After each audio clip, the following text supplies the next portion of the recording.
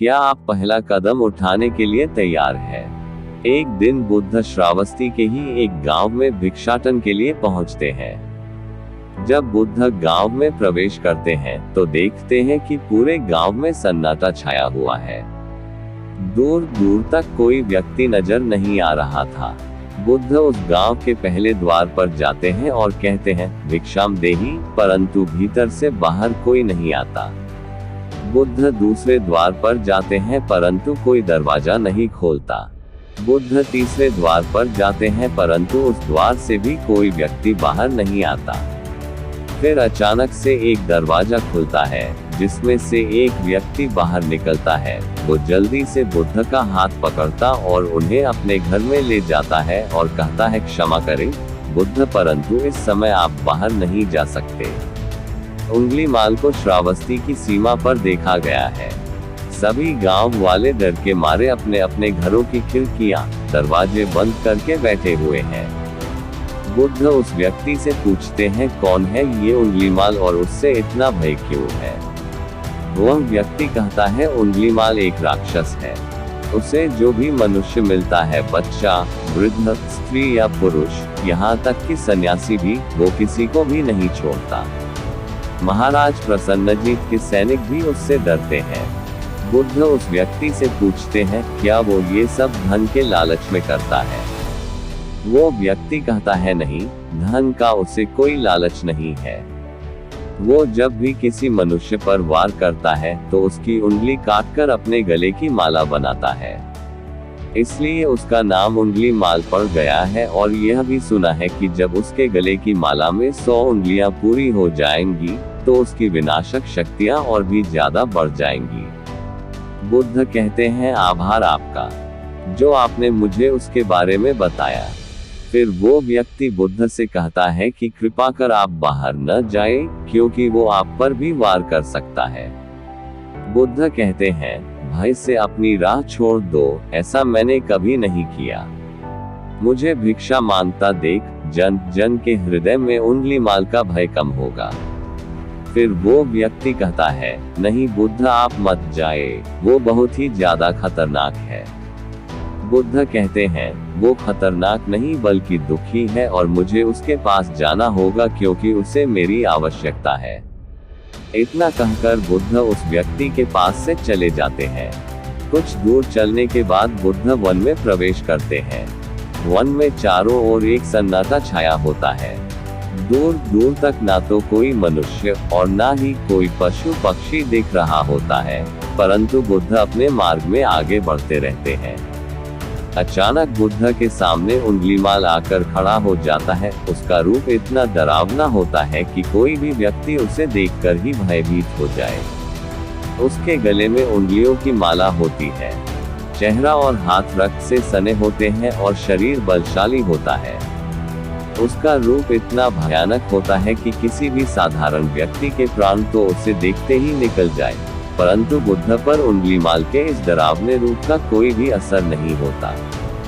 बुद्ध कुछ क्षण तक एक शांत मुस्कुराहट के साथ उंगलीमाल की तरफ देखते हैं और फिर उसकी बगल से निकलकर अपने मार्ग में आगे बढ़ जाते हैं। बुद्ध को ऐसा करते देख उंगलीमाल को ये समझ नहीं आता कि उसके साथ ये हो क्या रहा है। वह मन ही मन सोचता है कि मुझे देखकर लोग या तो भाग जाते हैं या मुझे देखकर ही मर जाते हैं या फिर मुझसे अपने प्राणों की भीख मांगने लगते हैं।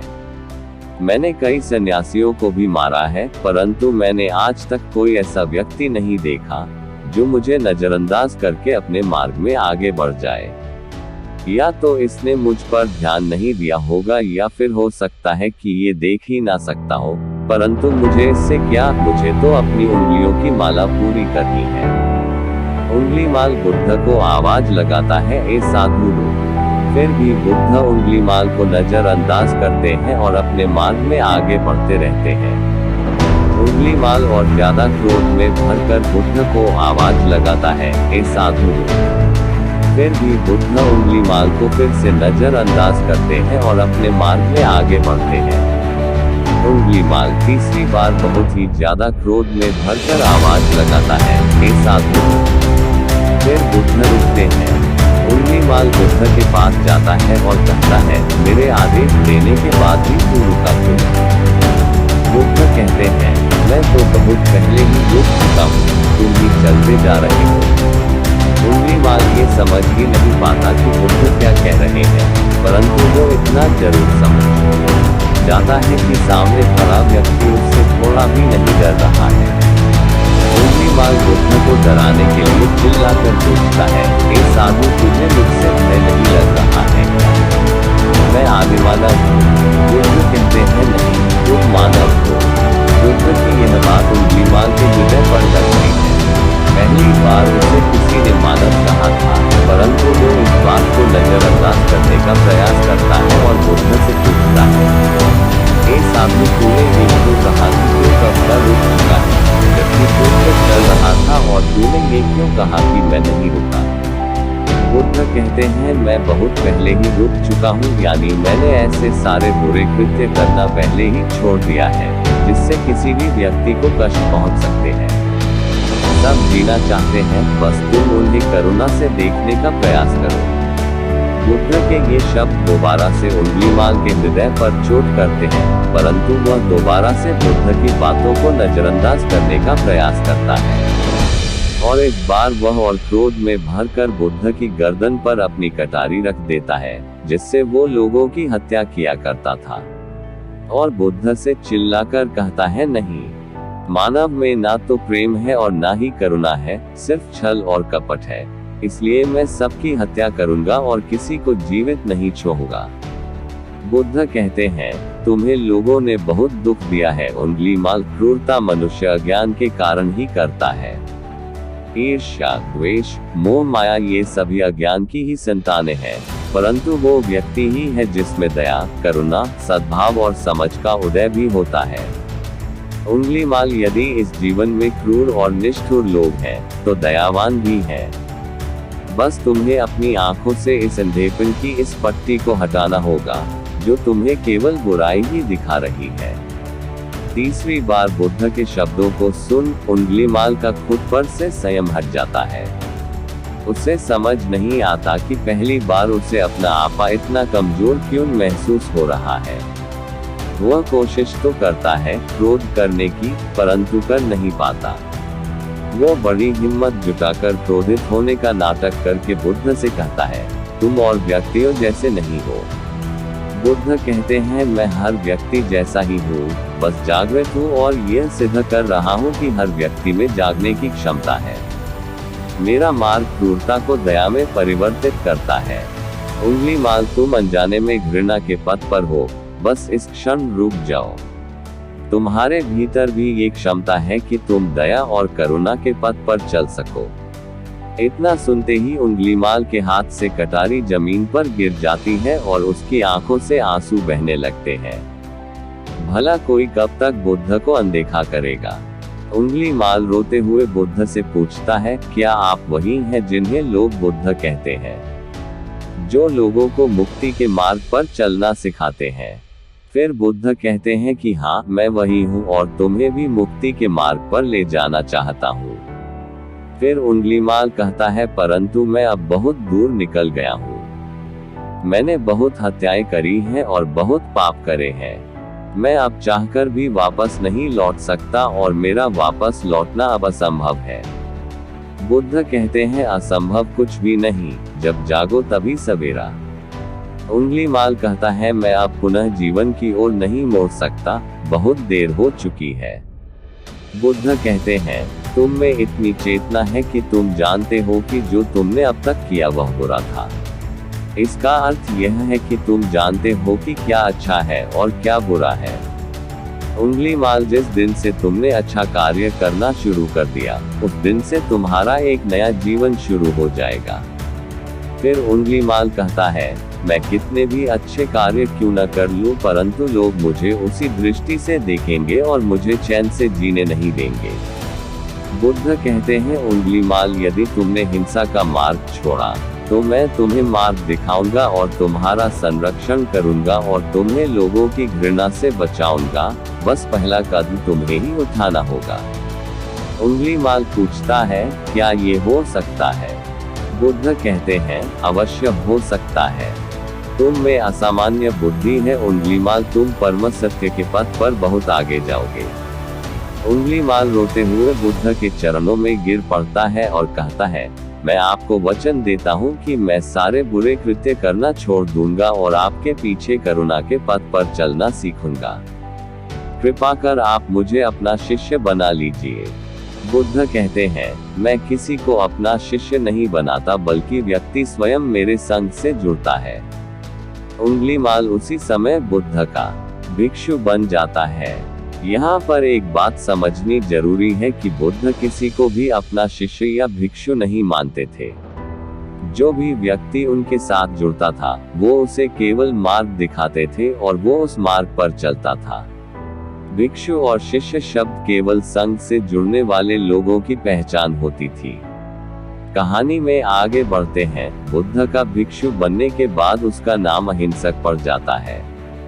फिर बुद्ध ने जैसा उसका नाम रखा था और वो ठीक वैसा ही वह बन चुका था। दोस्तों, आइए जानते हैं कि कैसे उंगलीमाल राक्षस एक अहिंसक बना। इसे जानने के लिए इस आर्टिकल के अंत तक बने रहिए। जब अहिंसक प्रथम बार अन्य भिक्षुओं के साथ एक गांव में भिक्षाटन के लिए जाता है, तो गांव के कुछ लोग उससे बदला लेने के लिए उसे लाठी डंडों से पीटने लगते हैं। जब ये बात बुद्ध को पता चलती है, तो वे तुरंत उसे बचाने के लिए उसके पास पहुंचते हैं और अपने शरीर को उन लाठी डंडों के बीच में ले आते हैं जो अहिंसक को पड़ रहे थे। बुद्ध को देखकर वे गांव वाले डंडे और पत्थर मारना बंद कर देते हैं। सभी लोग बुद्ध से कहते हैं, बुद्ध क्यों आप इस हत्यारे उंगलीमाल की रक्षा कर रहे हैं? न जाने कितने लोगों की जानें ली हुई है इसने। बुद्ध कहते हैं, अब यह उंगलीमाल नहीं है, बल्कि इसका नाम अब अहिंसक है। अब यह आपकी ही तरह एक मानव है। वे गांव वाले कहते हैं, ऐसा आदमी कभी नहीं बदल सकता।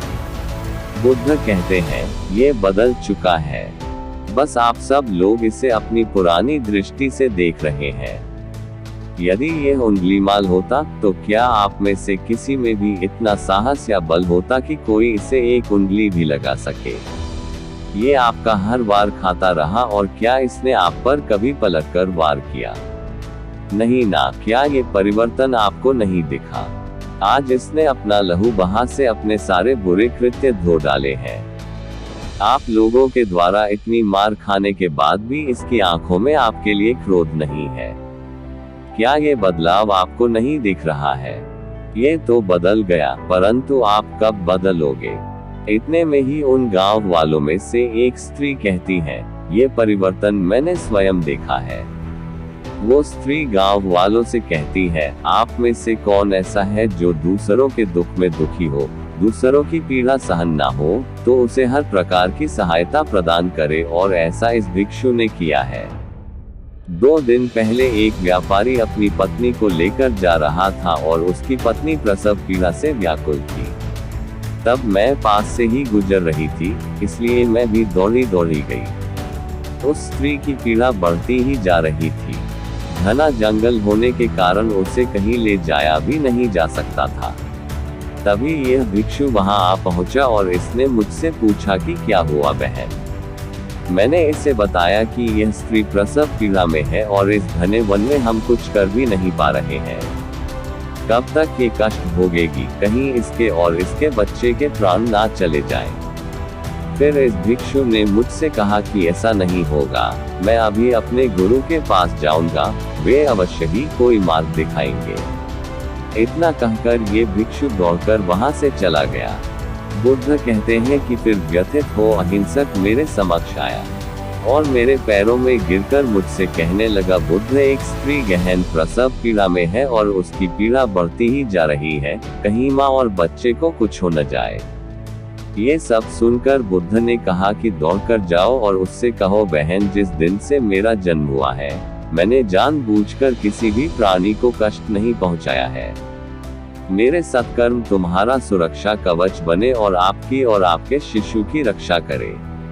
अहिंसक ने मुझसे कहा, परंतु ये तो असत्य होगा बुद्ध। सत्य तो यह है कि मैंने आज तक बहुत से प्राणियों को कष्ट पहुंचाया है। यदि मैंने ऐसा कहा तो वे माता और शिशु उसी क्षण प्राण त्याग देंगे। फिर बुद्ध ने कहा तो तुरंत जाओ और उस स्त्री से कहो, बहन, जिस दिन से मेरा एक नया जन्म हुआ है, मैंने सभी बुरे कृत्यों को त्यागा है और उस दिन से मैंने किसी भी प्राणी को कष्ट नहीं पहुंचाया है, और मेरे सत्कर्म आपका सुरक्षा कवच बने और आपकी और आपके शिशु की रक्षा करे। फिर अहिंसक ने बुद्ध से पूछा कि क्या मेरे सत्कर्म उन्हें बचा लेंगे। बुद्ध ने कहा कि अवश्य, ये तुम्हारी अपनी कमाई है, या तो तुम इसे अपने लिए बचा कर रखो या फिर किसी पराये पर खर्च कर दो। अपने कमाए सत्कर्म को किसी पराये पर न्योछावर करने से पहले अहिंसक ने एक क्षण नहीं सोचा, और वो उसी समय उस स्त्री और उसके शिशु की जान बचाने के लिए वहां चला आया। वह स्त्री कहती है कि हाँ, ये भिक्षु दौड़कर वहां आया और अभी भी वो स्त्री गहन पीड़ा से जूझ रही थी। इसने अपने दोनों हाथ जोड़े और आंखें बंद करके कहने लगा, बहन, जिस क्षण से मैं भिक्षु बना हूँ, उस क्षण के बाद मैंने कोई भी ऐसा कृत्य नहीं किया जिससे कि किसी भी प्राणी को कष्ट पहुँचे। मेरे सत्कर्म आपके लिए सुरक्षा कवच बने, आपके और आपके शिशु की रक्षा करे। और इतना कहते ही उस स्त्री ने अपने बच्चे को जन्म दे दिया। फिर बुद्ध कहते हैं कि दूसरों के दुख से दुखी होने वाला यह व्यक्ति अहिंसक कैसे किसी को दुख दे सकता है। यदि ये भिक्षु मन का सच्चा ना होता तो वह स्त्री कब के अपने प्राण त्याग चुकी होती। फिर अहिंसक ने बुद्ध से कहा है कि इन्हें मत रोकिए बुद्ध, इन्हें मारने दीजिए और तब तक मारने दीजिए जब तक कि इनके मन का क्रोध शांत ना हो जाए। फिर बुद्ध अहिंसक से कहते हैं, कर्म और गुणों के भंडार हो तुम। आज तुमने अपने नाम अहिंसक को सिद्ध कर दिया है। बुद्ध और उस स्त्री की बात सुन वे सभी गांव वाले कहते हैं, आप सही कह रहे हैं बुद्ध, अहिंसक बदल चुका है और हमसे ही देखने में भूल हो गई थी। दोस्तों, इस कहानी से हमें ये सीखने को मिलता है कि लोग सोचते हैं कि उन्होंने बहुत सारे गलत काम किए हुए हैं, अब इन गलत कामों को सुधारने के लिए कोई भी विकल्प नहीं है। इस पर गौतम बुद्ध कहते हैं कि चाहे आपने अब तक कितने भी बुरे काम क्यों न किए हुए होंगे, लेकिन अगर आप एक विचार को अपने मन में लाते हैं कि अब मुझे कुछ सही करना है, तो वही विचार आपके रूपांतरण का कारण बन सकता है। पर सबसे जरूरी बात यह है कि क्या आप पहला कदम उठाने के लिए तैयार हैं। दोस्तों, ये कहानी आपको कैसी लगी नीचे कमेंट बॉक्स में कमेंट करके जरूर बताएं।